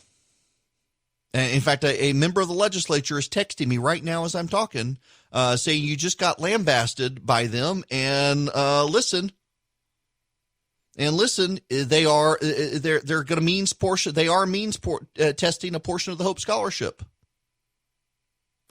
A means testing a portion of the Hope Scholarship. They've got it in the legend. They have put it in writing this morning. They call me a liar, and here it is. Means testing the Hope Scholarship. By the way, I see what they've done. They have stripped a underlying legislation from Bill Cowsert and John Kennedy from the Senate, and they have substituted in means testing for the Hope Scholarship. And I'm looking at the legislation right now. They will means test the Hope Scholarship, and in exchange, they'll get a casino. Just unreal that they would do this. And that's what it does. It means tests a portion of the Hope Scholarship. They will call it the Opportunity Fund for citizens of the state whose household income is below the median household income in the state, as the General Assembly shall provide by law. There you go. They're gutting a portion of the Hope Scholarship, putting it into an opportunity fund, depriving you of the funds needed to send your kids to college, all for casino lobbyists. I've got the text right here. That's exactly what they're doing. They're calling me a liar, and that's exactly what they're doing. It's exactly what they're doing. Unreal. Unreal that they would do this. And that's it. So take a stand. Text the word action to 55444. Tell them to kill this legislation, because otherwise your kids or your grandkids, they're not going to have the funding for the Hope Scholarship. Now, we got to move on to other stuff, because that's not the only thing going on out there. And I'm focused on this today so much because it actually is a big deal. You also need to know the governor has revised the forecast for funding in the state, which will ease the burdens on the state legislature for cuts. So they're scrambling for all of this, even though the governor has said, hang on, we can actually take some money out of the emergency fund, so we're not have to make such draconian cuts. And in particular, what the governor is saying is he does not want to do all of the draconian cuts members of the legislature thought they had. And so he's released a new revenue estimate. This is from James Salzer, the man who knows the budget more than anyone. Governor Kemp proposed reducing tens of millions of dollars in spending cutbacks that lawmakers had been considering, in part by using reserve funds to bolster the state's bottom line. Kemp's new revenue estimate comes as state lawmakers are racing to pass a spending plan for the upcoming fiscal year, which begins July 1st. The General Assembly concludes its 2020 session on Friday. Based on Kemp's earlier estimates, the Georgia Senate last week approved a budget that cut $2.6 billion in spending, including more than $1 billion for K-12 schools. Kemp is still projecting the state would see a dramatic economic impact from COVID-19, but his latest estimate calls for a $2.2 billion decline in revenue next year, with the budget propped up by $250 million from the state reserve. The governor recommended dropping the reduction to basic school funding by $53 million and having university and technical colleges take a 10% cut instead of an 11% cut as they expected. The same's true for the rest of the state government. If his recommendations are approved, it would mean tens of millions of dollars more in funding for schools and colleges than they expected. To keep Georgia moving in the right direction and minimize the long-term impact of COVID-19 on our classrooms, I strongly recommend that we continue to prioritize public school education and find ways to support our educators as they continue to serve in communities throughout Georgia. The governor recommended lawmakers approve $15 million to establish a grant program to pay for better training for state and local law enforcement, and $2.47 million for a new state trooper class in the upcoming year. Remember, they had to get rid of the entire state trooper class because they cheated on a test. That's what's happening in the state right now. The governor also wants lawmakers to approve borrowing $139 million for maintenance and repair work at state facilities, state-owned railroads, and bridges to address infrastructure needs. The budget approved by the Senate already had $1 billion in borrowing. So there are still going to be cuts. But if they take $250 million out of the state reserves, the cuts won't be as bad. Meanwhile, the state house continues to advance its plan to cut the Hope Scholarship funding and create a means-based scholarship, depriving the Hope Scholarship of necessary funds to keep going, which, remember, the governor and the Republicans in the Senate had long said they were okay with the casino legislation so long as all the money went to Hope. And that's what the deal was with the House as well. And now the House is saying, no, we're actually going to deprive the Hope Scholarship of money.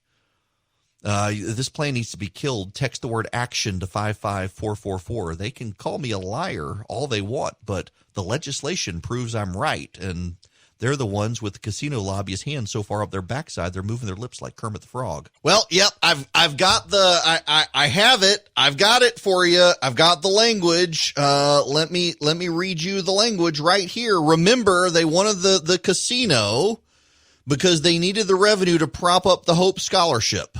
And now that they want the casino and they're not going to give it to the Hope Scholarship, let me read for you the language from the legislation. The money will go to, quote, the Opportunity Fund. It is hereby created, from which funds shall be dispersed for the provision of pre-kindergarten and post-secondary education services to citizens of the state whose household income is below the median household income in the state, as the General Assembly shall provide. The General Assembly is authorized to appropriate monies to both funds, that would be Hope as well, and such funds paid into the fund shall not be subject to the provisions of regarded the lapsed funds of the Constitution, meaning they'll go into these funds and stay. The median income in Georgia is $58,000, so if you make $58,000 or more, your kids will be cut short of their funding for the Hope Scholarship. That's the deal they cut, the one they say I'm lying about. I just read you the legislation. It's fascinating to listen to them say that people are lying when this is actually happening. And shame on them for doing this and betraying people, hijacking legislation from the state Senate in order to try to get something like this done is infuriating. I'll tell you what else is infuriating. What happened at NASCAR? The noose. Now, I have friends, people close to the program, who aren't sure that it actually happened that way. But the NASCAR team, and they're going to have to find who did this, because the area where the noose was found was in a secure facility where, because of the virus, there was restricted access. And so they got to be able to figure out who went in there. Bubba Wallace, the area was left where his car is. And the Sonoma Raceway folks say that they found it.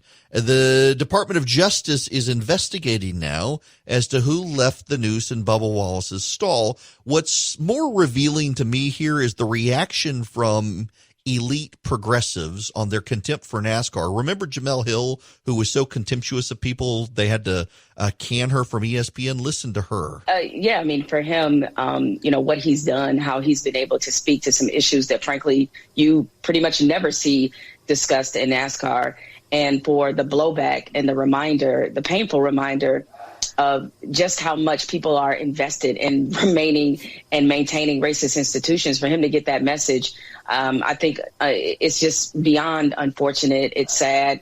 But NASCAR, they've had to deal with maybe not directly nooses in stalls, but the shadow of the Confederate flag being considered a symbol that you often saw at NASCAR races, these very overt reminders about who this sport is exactly for and who should be a fan of this sport. This is something that they've been dealing with a long time. And unfortunately, in this way, these issues bubble to the surface. Contempt for people who watch NASCAR in general is something I've seen come out of the woodwork with people this week. Look, I'm not a NASCAR fan. I got friends and family who are. I've just never seen the need to watch cars go around in a circle all day.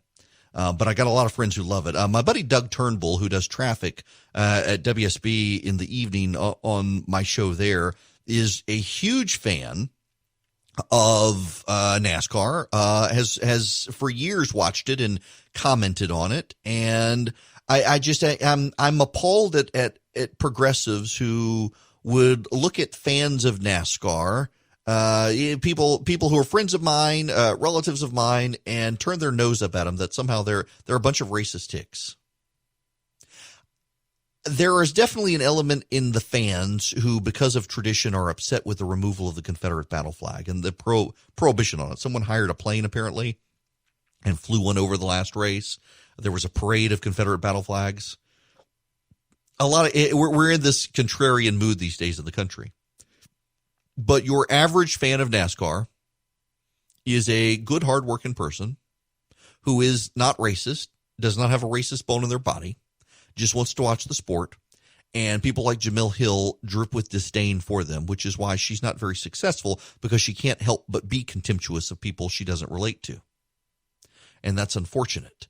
But this is something we're seeing more and more in society as people who don't interact. You know, this is more common on the left than the right. If you're on the right, just think about this. I want you to listen to me. I don't care where you are right now, whether you're in Dalton, you're in Jasper, you're in Macon, you're in Athens, Clarksville, Rome, Valdosta, Vidalia, Savannah, Statesboro, wherever you're listening to this show right now. And you're a conservative. When is the last time you came into contact with someone who's progressive? I guarantee you, if not today, it was yesterday. But if you're a progressive listening to this program, and I know you listen because I get hate mail. We had a woman call earlier outraged that I would be outraged at means testing the Hope Scholarship. That just rich kids are subsidizing, letting the state subsidize their kids' college. We get progressives listening. And if you're progressive, particularly if you're in the metro Atlanta area listening, you are really likely to be able to go your entire day without encountering conservatives. You can live in Midtown Atlanta as a liberal and work in Midtown Atlanta and never have to encounter a conservative. But if you're a conservative, on a daily basis, you're encountering someone to the left of you. It is, by the way, why conservatives are better able to understand the arguments of the left than the left is able to understand the arguments of the right. I actually did this one time as a challenge on Twitter to try to get a progressive to honestly explain a pro-lifer's view of abortion, and no one could do it. Pro-lifers can routinely explain the arguments of the left when it comes to abortion better than the left can explain their own argument. But the left cannot articulate the right because they don't understand us, because they don't interact with us. And they drip with disdain for us. They don't want to live anywhere near us. That's why you have these left-wing enclaves around the coast where they're safe zones for them. They don't have to come into contact with ideas that interfere with them. And this is a growing concern and growing intolerance on the left these days. All right. It is here. Man, I'm apparently real popular in the state legislature today for daring to call them out. The hate crimes legislation, they've engrossed it in the Senate. That means that it will not be amendable. So the left will use that against you for a long time coming. And I gotta, so I'm looking at this legislation, man. The legislation, let me explain to you what happened. I've got some listeners emailing now. It is Senate Resolution 841. Senate Resolution 841 is an act to petition the judiciary for declaratory relief for certain acts of the state that violate the law. It was sponsored by John Kennedy and Bill Calzert and Chuck Hufstetler and Jesse Stone and William Ligon and Frank Ginn in the Senate.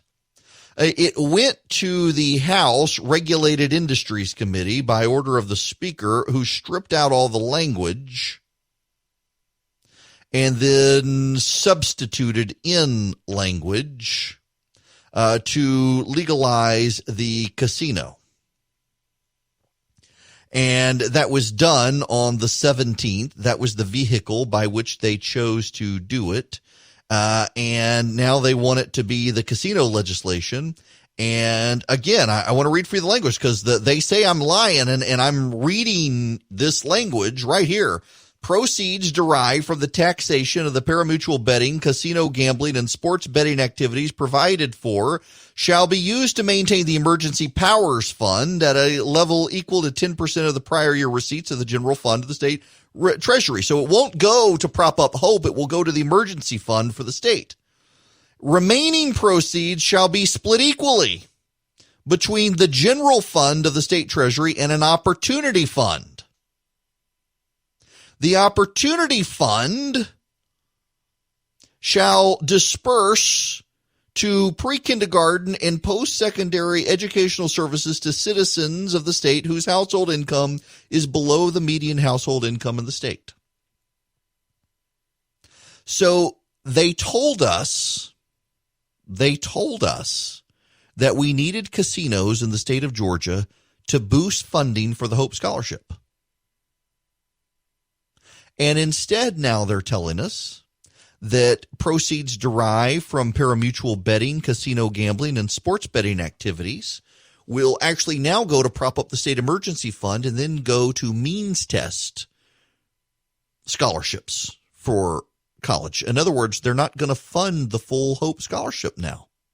I mean, that was the whole point of the casino, was to fund the Hope Scholarship.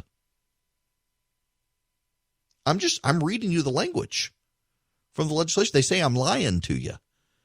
And I'm just reading you the language. This is what the House of Representatives has proposed.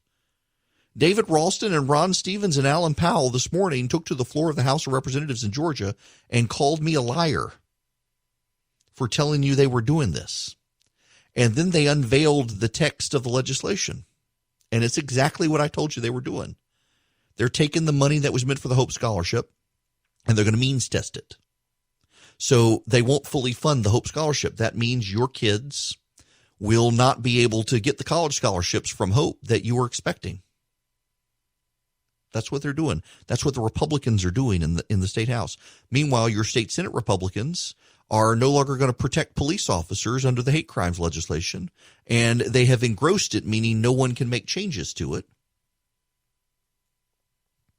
And they're giving the Democrats exactly what they want with hate crimes legislation. And there is a provision, from what I am told, I have not seen the language, but I am told by someone who was in the committee that they added a provision for reporting of hate crimes accusations. This is absurd. What is the point of having Republicans in control of the state legislature if they're going to give the Democrats everything they want and sabotage the Hope Scholarship in the process? What is the reason for having Republicans? Why not just let the Democrats do it? I don't understand what the reason is for having Republicans who call themselves conservatives sabotaging the Hope Scholarship and essentially making it easy for left-wing activists to expose your personal information by just filing a complaint with the police saying you committed a hate crime. But there you have it. That's what's going on in the state of Georgia right now. A complete capitulation. Where is the governor on this? I got to ask this. I very much like the governor, tremendously like the governor. Where is the governor on this? I mean, the governor said he was okay with the Hope Scholarship funding, and he wasn't going to stand in the way or try to fight the casino legislation. They're doing it as a constitutional amendment, so he gets no veto of it. But he was not going to stand in the way. He wasn't going to campaign against it. He wasn't going to pressure people to vote against it if it didn't impact Hope. And now they're not even sending the money to the Hope Scholarship. They're not even sending it. Now, a listener, Gordon, has emailed, and he said, how is the Hope killing bill to be phased in, or is it fully enforced on the day it's passed? It depends on the constitutional amendment. Here's what would happen. And again, you got to remember the background here. They want a casino in the state because they say we need additional revenue sources to fund the Hope Scholarship. So what the legislation would do is put a constitutional amendment on the ballot for voters to decide, should Georgia have casinos? That's going to pass. I mean, the casinos will pour in so much money that there's no point in opposing it because it's going to pass. If it gets to the voters, it'll pass. Voters see nothing wrong with it. That they'll pass it, and they'll say, hey, the money will go to the Hope Scholarship. Except what they've done is that when taxes are generated off the revenue from gambling, it's not actually going to go to the Hope Scholarship now. It's going to go to something they're calling the Opportunity Fund. which will be a means-based scholarship, which doesn't sound bad, helping poor kids go to college. But here's the point. If a poor kid in Georgia has good grades, they would get the Hope Scholarship, except they're now starving the Hope Scholarship of money with this. This money was supposed to go to Hope. And now they're saying it's not going to go to Hope. It's going to go to this. So it doesn't matter if you get good grades now. It matters if your family makes less than $58,000 a year. That's really problematic, because if the money went to the Hope Scholarship, well, you could prop up Hope altogether. And you could access those poor kids, if they have good grades, could go to college. What they're essentially doing now is they're starving the Hope Scholarship of money for this new scholarship. And over time, you know what's going to happen. The Democrats are going to say, hey, well, look, we've got greater constituencies who need this opportunity fund. Forget the Hope Scholarship. We got to help over here. And they're going to starve the Hope Scholarship of more money over time. And fewer kids will be able to get the Hope Scholarship because there will be less money there because of what the House of Representatives wants to do. And it's the Republican leaders who are doing this because they're desperate for a casino and they need Democratic votes. And the way they get to the Democratic votes is to kill the Hope Scholarship. Listen, the left these days, they don't like Zell Miller anymore anyway. They don't have a legacy of support for Zell Miller. Zell Miller backed George Bush, remember? The love affair is over.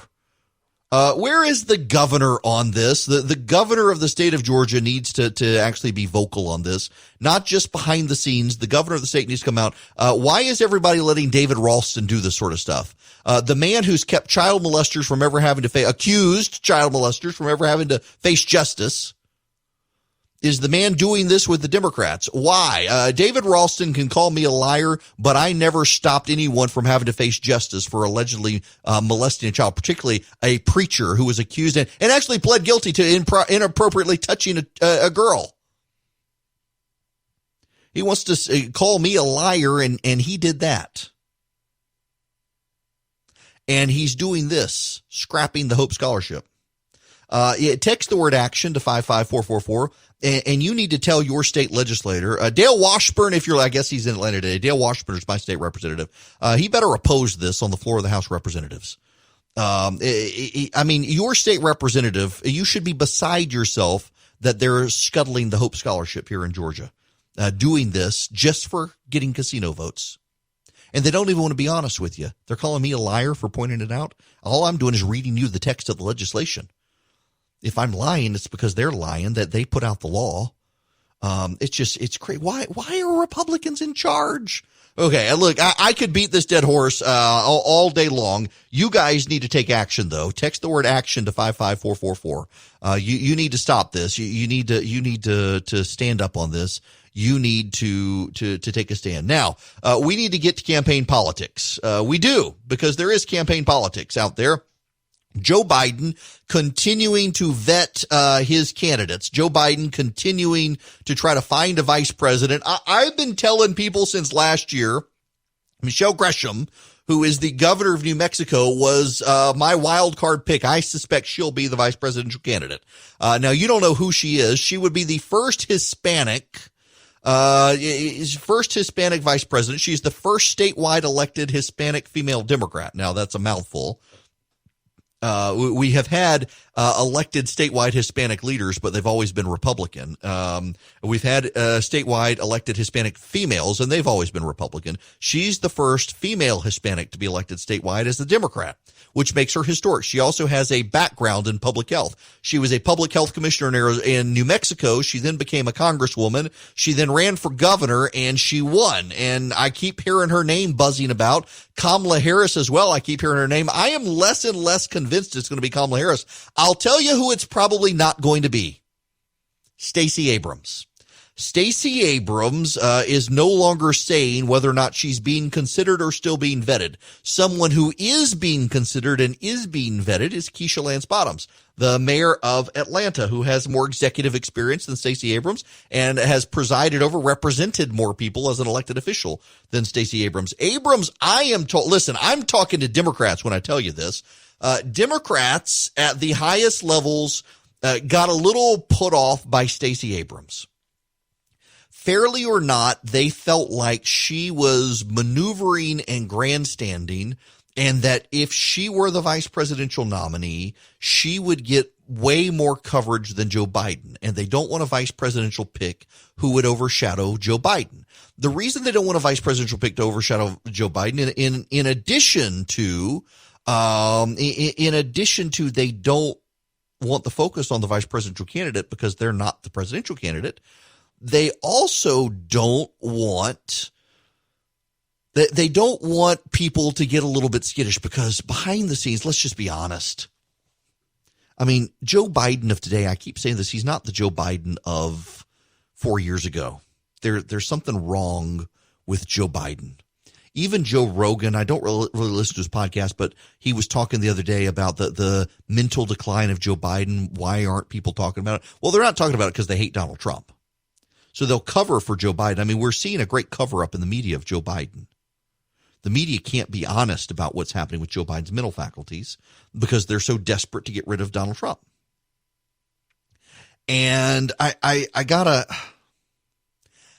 tell you that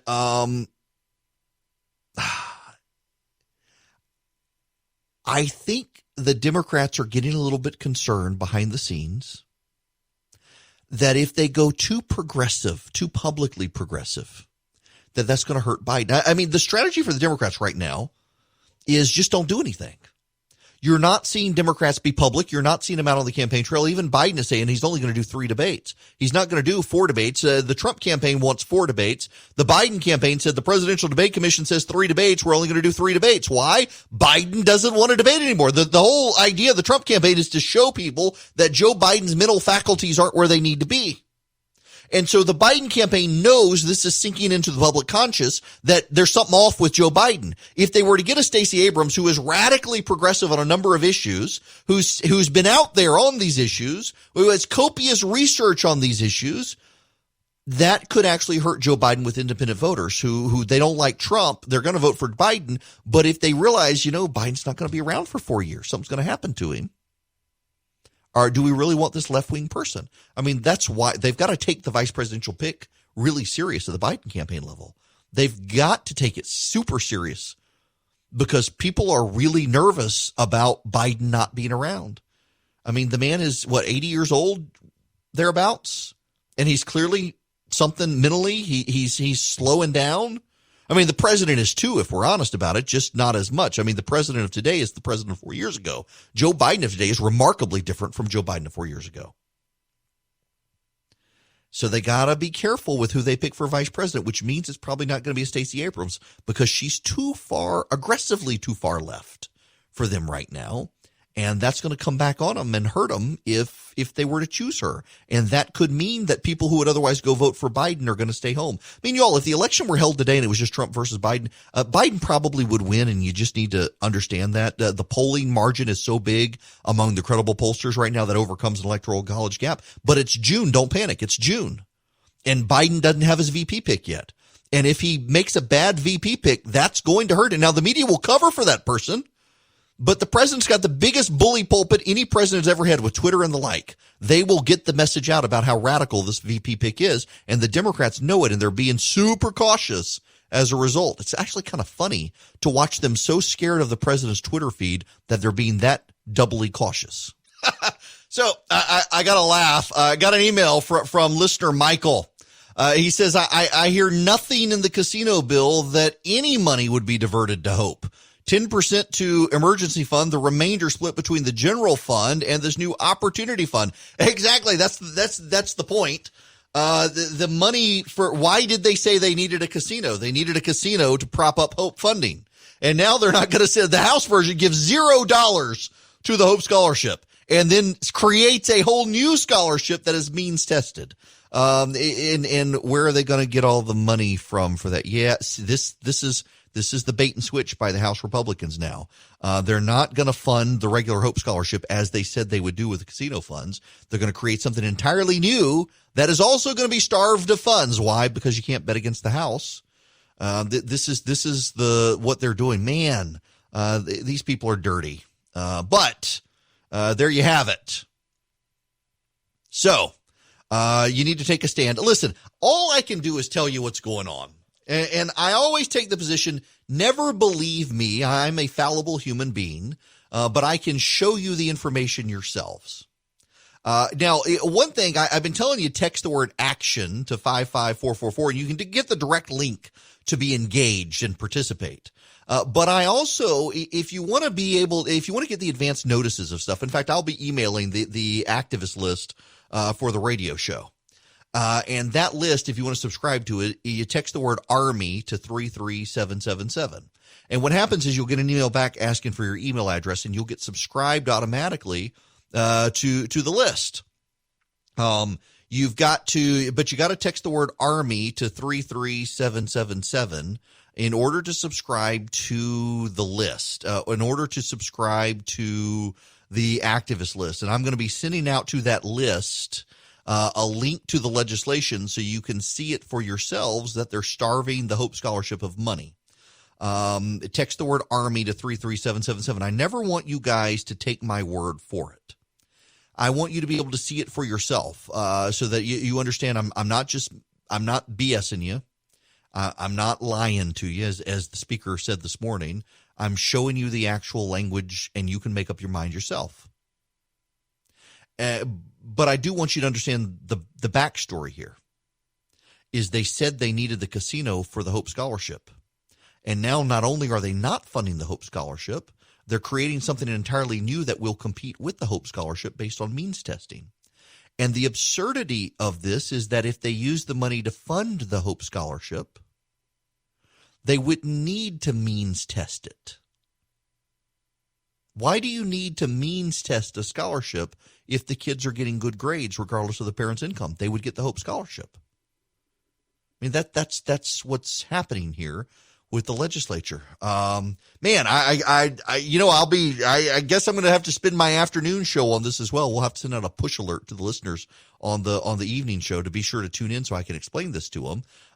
Despite all the hubbub, and it looks like the Senate is going to vote on the hate crimes legislation later today. And it's the way they've changed it is not good. It is not good. And they're probably going to pass it. The Republicans in the Senate have become a bunch of cowards on this. And listen, if they wanted to pass basic hate crimes legislation just to make them feel good, just to avoid the negative headlines, maybe they should have just left it alone with the House. But the fact that they caved on first responders should tell you they're letting the Democrats drive the agenda in the legislature right now. Why do we have Republicans in charge if they're going to let the Democrats do everything? If they're going to let the Democrats do this, why? Now, I will tell you this. The state Senate looks like they may approve a bill that extends protections to police in a separate piece of legislation. But it's got to get back through the House and the Senate. So it's going to have to go back to the House to protect police. And they're going to do it that way. And that's an acceptable compromise for police. But what about a hate crimes registry where you don't even have to be convicted of a crime to be in the registry? Someone can just complain about you. That appears to still be in there.